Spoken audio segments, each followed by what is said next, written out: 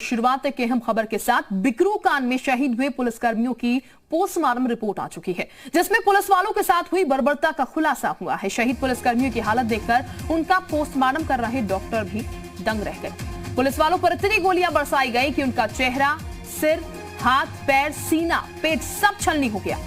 इस नरसंहार में न सिर्फ गोली, बंदूक बल्कि धारदार हथियारों का भी इस्तेमाल किया गया था। पोस्टमार्टम रिपोर्ट के मुताबिक सीओ देवेंद्र मिश्रा को 4 गोली मारी गई, जिनमें से 3 उनके शरीर के पार हो गई।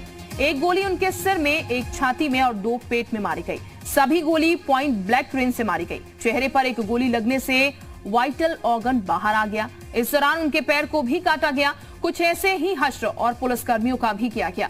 ज्यादातर गोलियां शरीर के पार हो गई। 3 पुलिसकर्मियों के शरीर में गोलियों के टुकड़े जरूर मिले, जो हड्डियों से टकराने से कई टुकड़ों में बंट गए। पोस्टमार्टम रिपोर्ट उस बात की बर्बरता का मंजर बयां कर रही है। तो किस बर्बरता के साथ यहां पर 8 पुलिसकर्मियों की जान ली गई थी, उसका लेखा जोखा हाल जो है वो अब सामने आ चुका है। डॉक्टर्स ने पोस्टमार्टम रिपोर्ट में जो बताया है वो वाकई हैरान करता है।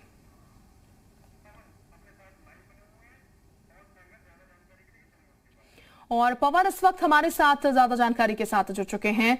पवन, ये तो सबको पता था जो उस दिन हुआ, किस तरीके से पूरा घटनाक्रम हुआ और जो बर्बरता दिखाई गई थी, लेकिन अब जब पोस्टमार्टम रिपोर्ट सामने आ चुकी है तो वाकई हैरान करता है कि कितना गुस्सा यहां पर विकास दुबे के दिल में भरा हुआ था, उसके साथियों के जहन में भरा हुआ था।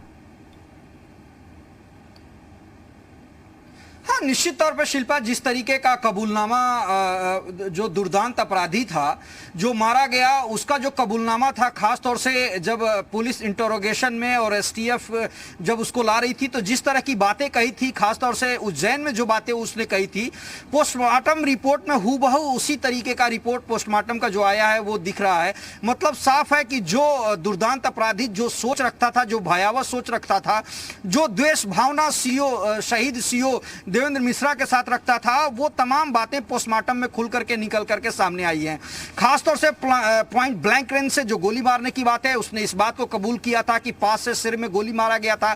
जो अंदर के जो आर्गन्स थे वो बाहर आ गए थे, इस बात का भी उसने जिक्र किया था कि कुल्हाड़ी से पैर पे वार करके पैर काटने का काम किया था। मतलब कि जो विकास दुबे था वो लंगड़ा करके चलता था, उसका एक पैर खराब था, उसको लेकर के शहीद सीओ देवेंद्र मिश्रा ने इस बात का जिक्र किया था दुर्दांत अपराधी ने कि सीओ ने कहा था कि तुम्हारा दूसरा पैर भी खराब कर दूंगा। लिहाजा बदला लेने की भावना से जिस तरीके से हमला किया गया, बताया जा रहा है कि जो एसओ अनूप थे, उनके जो एसआई अनूप थे, उनके सबसे ज्यादा गोलियां उनको मारी गई।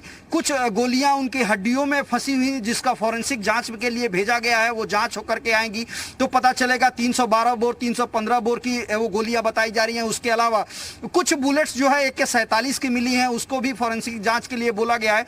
हालांकि 3 जो शहीद हुए, खासतौर से सीओ और जो एसआई, 2 एसआई जो शहीद हुए, वो इतने पास से उनको गोलियां मारी गई कि वो गोलियां आर पार हो गई। उनके जो अंदर के ऑर्गन्स थे वो बाहर आ गए। यानी इतनी विभत्स तरीके से हत्या की गई, जिस तरीके से दुर्दांत अपराधी ने बयां किया था मध्य प्रदेश में, उसी तरीके का पोस्टमार्टम रिपोर्ट सामने आया है। और निश्चित तौर पे जिस तरीके से चारों तरफ से घेर करके, खासतौर से ऊपर से वार किया गया, उसके बाद जब ये पुलिस वाले घायल हो गए तो इनके पास में आकर के इनको गोलियां मारी गई। आप सोच सकती हैं कि जो भयावह दृश्य था और जो कबूलनामा इसके आगे का था दुर्दांत अपराधी का, कि उन लाशों को जलाने का प्रयास कर रहा था, तेल मंगा करके रखा था, लेकिन जो बैकअप फोर्स आ गई उसके बाद इस घटना को वो अंजाम नहीं दे सका। तो इससे आगे भी वो अपने कृत्यों को अंजाम देने वाला था, लेकिन बैकअप फोर्स की वजह से वो नहीं कर पाया।